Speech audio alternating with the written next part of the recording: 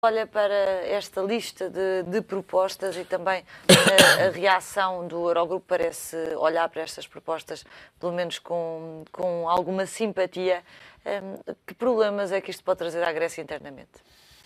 Bom, boa tarde. Antes de mais, eu acho que se está aqui perante uma traição grega que é simultaneamente uma tragédia grega e da qual importa retirar lições.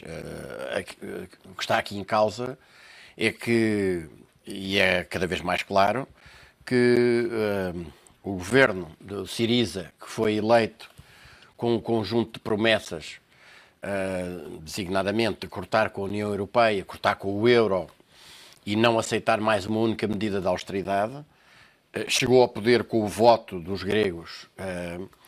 Teve depois, quando anunciou essa sua aparente postura, um apoio ainda maior.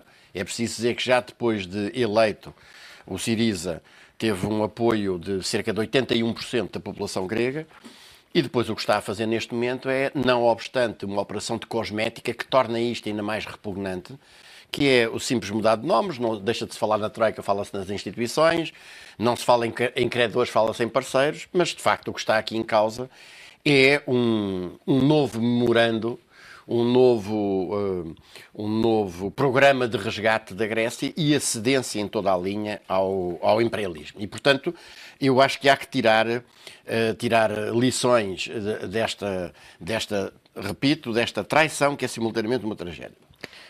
A primeira lição dela, que eu acho que é importante retirar, é que os partidos que se apresentam com pretensas soluções para este problema são partidos ideológicos, são partidos que escamoteiam a ideologia que têm por trás e a classe que representam, que é a pequena burguesia, e também temos disso cá em Portugal, e depois lá iremos. E o resultado é que, chegado o momento decisivo, depois de grandes proclamações gongóricas, traem e ajoelham. E aqui o momento decisivo, qual é o momento decisivo? O momento decisivo não é sequer a afirmação da saída do euro. É o que é que isso significa. E não é possível sair do euro sem dor, e esse é um dos erros, designadamente, do meu querido amigo e colega de Económicas, João Ferreira do Amaral. A saída do euro implica necessariamente a nacionalização da banca, e, portanto, porque é necessário para pôr a circularizar a nova moeda. E o que acontece é que, quando o ministro das Finanças alemão toma aquela posição, só havia uma atitude a tomar. Era chamar a tropa e nacionalizar a banca.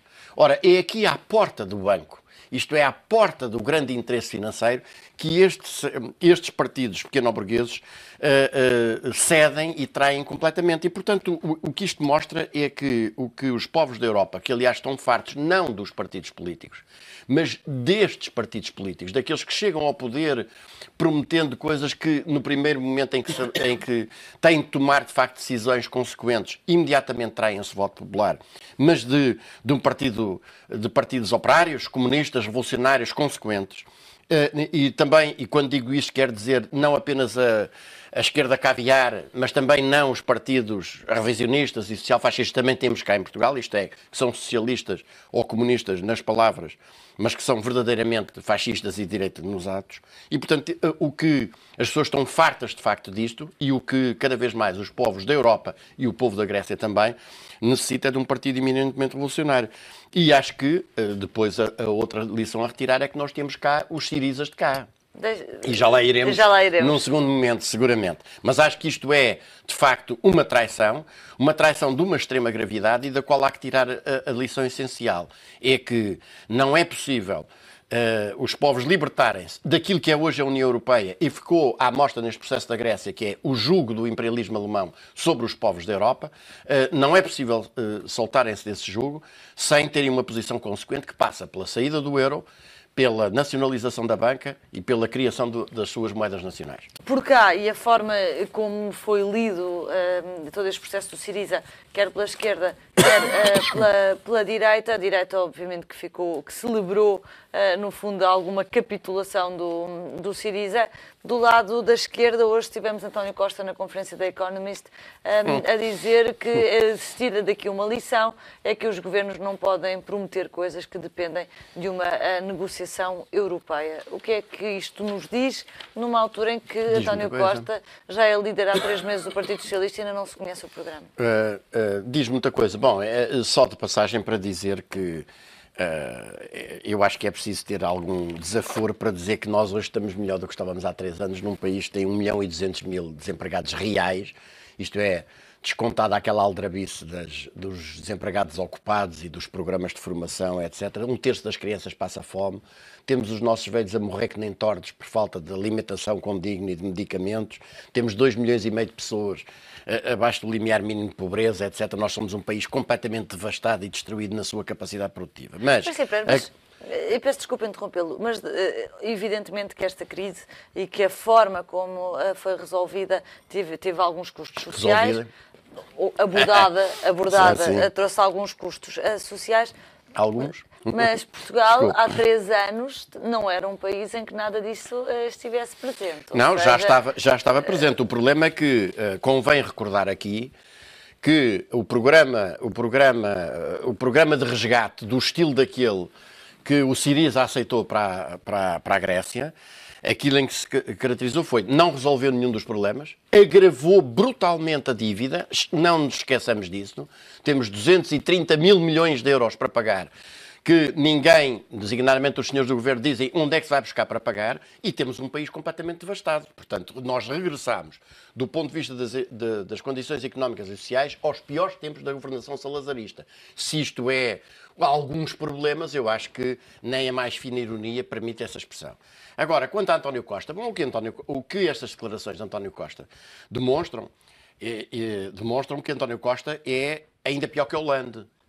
E que essa é outra lição que eu queria referenciar aqui. Vamos lá ver, com aquilo que está a passar hoje, com a traição praticada pelo Syriza, quem se regozija é a direita. Mas, curiosamente, está-se a regozijar com alguma contenção. E nós temos visto, depois de ministros, governantes, primeiros-ministros e governantes fazerem aquela figura absolutamente lastimável que Passos Coelho e a Ministra das Finanças fizeram, de arreganhar os dentes à medida que a Alemanha lhes o mandava fazer, terem passado a serem mais comedidos na posição, porque sabem perfeitamente que o povo grego não vai perdoar esta traição. E, portanto, estão a ver se aquilo que é uma tentativa de enganar o povo grego passa em claro, e aquela alteração semântica e a cosmética faz o povo grego engolir uma coisa que ele muito claramente rejeitou. Quanto a António Costa, bom, para além disso que referenciou muito bem, não é? Já lá vão 3 meses e ninguém conhece o programa, mas em matéria de União Europeia, não, o programa em matéria de dívida nós conhecemos. Eu estava a saltar, eu estava realmente a dizer que a agenda é uma espécie de programa de governo que acaba. Sim, é pagar a dívida em 10 anos, isto é arrebentar definitivamente com o país. É a única coisa que António Costa, mas isto mostra que António Costa não tem nenhuma posição diferente de substância do atual governo relativamente às questões que afligem os portugueses, afligem os trabalhadores portugueses. E isso é muito importante salientar, porque eu acho que é a principal lição a retirar aqui, é que qualquer ilusão de que os problemas que resultam da pertença a uma organização que é uma mera superestrutura de domínio do imperialismo alemão, que é a subjugação dos países, dos povos dos países mais fracos pelos países mais fortes, com a Alemanha à cabeça.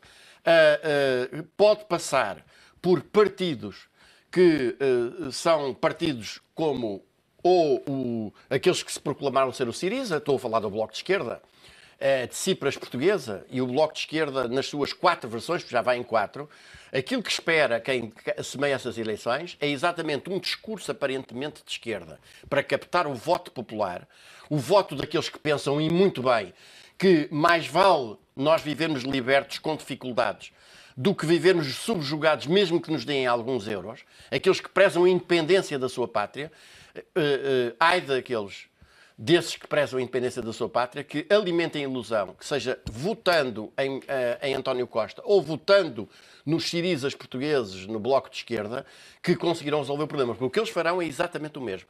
Dirão que estão contra a dominação alemã dirão que o euro é de facto uma tragédia porque é a perda da independência para o povo português e no primeiro momento em que tiverem de tomar uma posição firme face aos grandes interesses financeiros, quebrarão e ajoelharão. A traição, a revolução tem uma só cara e essa diz com toda a clareza, nós vamos sair do euro. E isso faz metendo a tropa na banca e nacionalizando a banca e recriando a moeda portuguesa.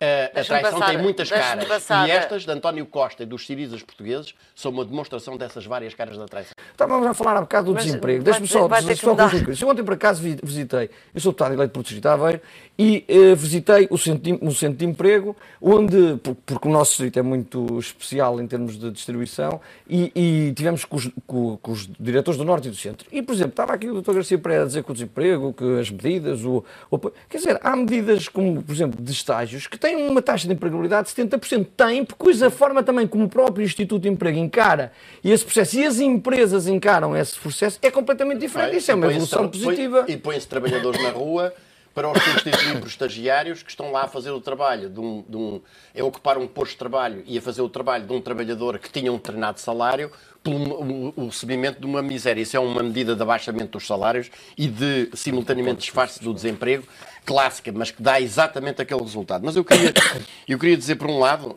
quanto a essa posição dos governantes portugueses, chamar a atenção para isso.